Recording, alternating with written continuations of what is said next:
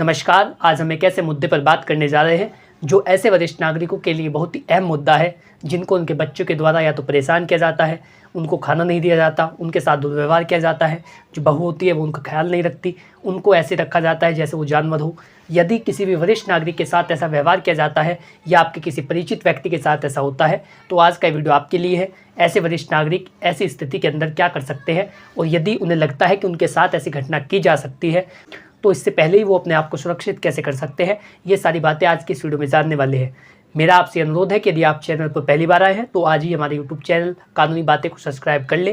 ताकि इसी प्रकार की लीगल नॉलेज, कानूनी जानकारी, विधिक परामर्श और आपके अधिकार आप तक पहुँच सके। चलिए बिना किसी देरी के वीडियो शुरू करते हैं। नमस्कार दोस्तों, मैं अश्मित कुमार आप सभी का हमारे यूट्यूब चैनल कानूनी बातें में स्वागत करता हूँ। दोस्तों, हमारे चैनल के माध्यम से आपको लीगल एडवाइस दी जाती है। यदि आप किसी भी टॉपिक पर कोई कानूनी परामर्श लेना चाहते हैं, कोई आपकी लीगल प्रॉब्लम है, तो आप उसका व्हाट्सअप स्क्रीन पर दिए गए मोबाइल नंबर पर कर सकते हैं। कई सारी बातें ऐसी होती है जो आप कमेंट बॉक्स में नहीं लिख सकते, तो ऐसी कंडीशन के अंदर आप स्क्रीन पर दिए गए मोबाइल नंबर पर अपनी प्रॉब्लम को व्हाट्सअप कर सकते हैं। दोस्तों, ऐसा काफ़ी ज़्यादा देखा जा रहा है। यूजुअली रूप से ऐसा हो रहा है कि बच्चे अपने माता पिता को आर्थिक और शारीरिक समर्थन के अभाव में घर से निकाल रहे हैं, उन्हें सड़कों पर भटकने के लिए छोड़ रहे हैं, क्योंकि जो व्यक्ति वृद्ध हो चुका है वो ना तो कोई शारीरिक श्रम कर सकता है और ना ही आर्थिक रूप से बच्चों की कोई मदद कर सकता है। तो इस स्थिति को देखते हुए बच्चों के द्वारा माता पिता को घर से बाहर निकाल दिया जाता है। बच्चे बिना ये सोचे कि उनका ख्याल कौन रखेगा, उनका ध्यान कौन रखेगा, उन्होंने हमें पाल पोस करके बड़ा किया है, हमारा फ़र्ज़ है कि उनको मेंटेन करें, लेकिन वो ऐसा नहीं करते हैं। ऐसी कंडीशन के अंदर कानून के समक्ष भी ये प्रश्न था कि ऐसे वरिष्ठ नागरिकों की सुरक्षा किस प्रकार से की जाए जिनको उनके बच्चों के द्वारा इस तरीके से घर से बाहर निकाल दिया जाता है। तो इसके लिए सन 2007 में the maintenance and welfare of parents and senior citizen act बनाया गया, जिसे कहते हैं वरिष्ठ नागरिक अधिनियम। और वरिष्ठ नागरिक अधिनियम वरिष्ठ नागरिकों के लिए एक वरदान साबित हुआ है। वरिष्ठ नागरिक अधिनियम में ऐसे प्रावधान किए गए हैं ताकि किसी भी वरिष्ठ नागरिक को परेशान ना किया जा सके और उसको मेंटेन किया जाए, उनकी जो बेसिक नीड्स हैं उनका ख्याल रखा जाए। तो सीनियर सिटीजन एक्ट का पहला प्रावधान ये है कि यदि वरिष्ठ नागरिकों को लगता है कि उनके बच्चे या उनका उत्तराधिकारी उनको मेंटेन नहीं करता, उनकी बेसिक नीड्स को पूरा नहीं करता, जो आम ज़रूरतें होती है, रहना पीना खाना, आवास की सुविधा, चिकित्सा सुविधा, दवाइयों का खर्चा, यही कहीं वो आना जाना चाहते हैं तो उसका खर्चा, तो यदि ऐसी कंडीशनों को उनके बच्चों के द्वारा पूरा नहीं किया जाता, उनके उत्तराधिकारी के द्वारा पूरा नहीं किया जाता। उत्तराधिकारी का अर्थ इसमें यह है कि यदि किसी वरिष्ठ नागरिक के कोई संतान नहीं है, उसका कोई बेटा या बेटी नहीं है, ऐसी कंडीशन के अंदर जो व्यक्ति उसकी संपत्ति को उत्तराधिकार में पाने का अधिकार रखता है, वो उसका भतीजा हो सकता है या अन्य कोई भी हो सकता है जो उसकी प्रॉपर्टी को उत्तराधिकार में पाने का अधिकार रखता हो, उसे हक मिलता हो कि इनके मरने के बाद वो संपत्ति उस व्यक्ति को दी जाएगी, तो होता है उत्तराधिकारी। तो यदि सीनियर सिटीजन का कोई भी बच्चा या कोई भी उत्तराधिकारी यदि उनकी बेसिक नीड्स को पूरा नहीं कर रहा है तो ऐसी कंडीशन के अंदर सन 2007 में ये मेंटेनेंस के लिए प्रावधान किया गया कि वरिष्ठ नागरिक अपने बच्चों से मेंटेनेंस की डिमांड कर सकते हैं और जो मेंटेनेंस है वो सीनियर सिटीजन ट्रिब्यूनल के द्वारा उनके बच्चों से उनको दिलाया जाता है। प्रत्येक जिले में अलग से एक वरिष्ठ नागरिक प्राधिकरण बनाया गया है, सीनियर सिटीजन ट्रिब्यूनल जिसे कहते हैं। आप वहां पर जाकर के मेंटेनेंस के लिए फाइल कर सकते हैं, आप मेंटेनेंस क्लेम कर सकते हैं। और यदि आपके द्वारा मेंटेनेंस क्लेम करने के लिए लिखी गई बातें सही पाई जाती हैं और जो तथ्य होते हैं वो वास्तविकता में होते हैं, तो ऐसी कंडीशन के अंदर आपके बच्चों को मेंटेनेंस के लिए आदेश किया जाता है और वो इसलिए बाध्य हो जाते हैं कि वो प्रति माह आपको मेंटेनेंस देंगे।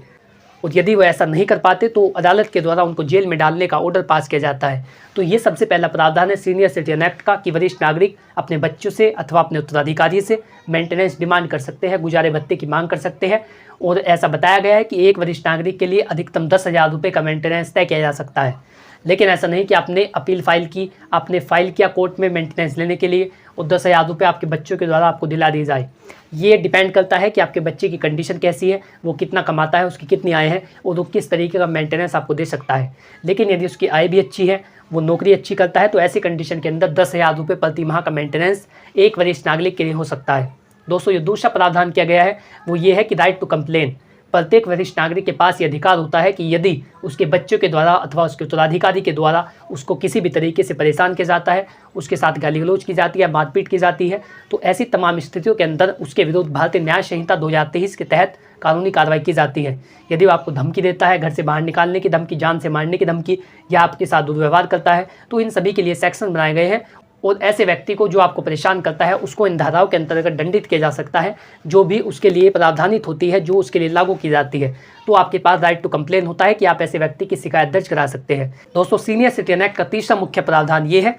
कि यदि वरिष्ठ नागरिक चाहे तो अपने किसी भी बेटे को या बेटी को या अन्य किसी भी उत्तराधिकारी को, जिसे भी वो चाहे, अपनी संपत्ति से बेदखल कर सकते हैं। उन्हें इविक्शन कराने के लिए राइट होता है, राइट टू इविक्शन उनके पास होता है कि वो अपने किसी भी बेटे को अथवा बेटी को या अन्य किसी भी उत्तराधिकारी को अपनी संपत्ति से बेदखल करा सकते हैं यदि उन्हें लगता है कि ये इनके साथ दुर्व्यवहार करता है, मारपीट करता है, गाली गलौज करता है, या इसका आचरण सही नहीं है, कल को ये कोई अपराध कर देगा, कोई क्राइम कर देगा जिससे पूरा परिवार फंस जाएगा। तो ऐसी सभी कंडीशनों के अंदर जैसा भी वरिष्ठ नागरिक चाहे वो अपने बेटे को अथवा बेटी को संपत्ति से बेदखल कर सकते हैं, ऐसा भी अधिकार होता है। संपत्ति से बेदखल करने के लिए आपको जिलाधिकारी महोदय के पास एक प्रार्थना पत्र देना होता है, जिसमें आपको बताना होता है कि आप अपने इस बेटे से अथवा बेटी से किस तरीके से परेशान हैं और आप किस तरीके से चाहते हैं कि इसको संपत्ति से बेदखल किया जाए। फिर आपके उससे परिवार संबंध विच्छेद हो जाते हैं और ऐसी कंडीशन के अंदर उसका कोई रिश्ता मतलब वास्ता आपकी संपत्ति से नहीं होता, आपकी चल और अचल संपत्ति से उसको कुछ नहीं मिलेगा। ऐसी कंडीशन के अंदर यदि आपको लगता है कि कोई भी उत्तराधिकारी आपको परेशान कर रहा है तो आप उसे संपत्ति से बेदखल कर सकते हैं।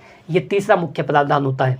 और दोस्तों, चौथा और सबसे महत्वपूर्ण प्रावधान जो सेक्शन 23 में बताया गया है, section 23 of senior citizen act इस बात का प्रावधान करता है कि यदि किसी भी वरिष्ठ नागरिक को उसके बच्चों के द्वारा इसलिए परेशान किया जाता है कि उसकी सारी संपत्ति उसके नाम आ गई है, यदि वरिष्ठ नागरिक अपनी एज में आने के बाद इस मंशा से, जैसा कि होता है जब भी वरिष्ठ नागरिक अपनी एज में आते हैं या माता पिता जब अपनी एज में होते हैं, जब वो वरिष्ठ नागरिक एज में आते हैं तो अपनी सारी की सारी प्रॉपर्टी जितनी उन्होंने अपनी जीवन भर की कमाई से इकट्ठा की है अपने बच्चों के नाम कर देते हैं। वो इस मंशा से करते हैं, इस एवज में करते हैं कि उनका बच्चा उनका ख्याल रखेगा, उनकी बेसिक नीड्स को पूरा करेगा, उनकी जो आम ज़रूरतें हैं उनका ख्याल रखेगा, रहना पीना खाना, आवास की सुविधा, चिकित्सा सुविधा, दवाइयों का खर्चा, इन सभी का ख्याल रखेगा। लेकिन जब उस व्यक्ति के नाम संपत्ति आ जाती है तो उनको मेंटेन करना बिल्कुल बंद कर देता है। तो ऐसी कंडीशन में सेक्शन 23 लागू होता है और सेक्शन 23 के तहत ये प्रावधान किया गया है कि यदि किसी भी वरिष्ठ नागरिक ने अपनी संपत्ति को इस एवज में दिया है, और सेक्शन 23 में प्रावधान किया गया है कि यदि किसी भी वरिष्ठ नागरिक ने अपनी संपत्ति को इस एवज में दिया है कि मेरा ख्याल रखेगा, लेकिन उनको मेंटेन नहीं करता, तो वो उससे अपनी संपत्ति वापस ले सकते हैं।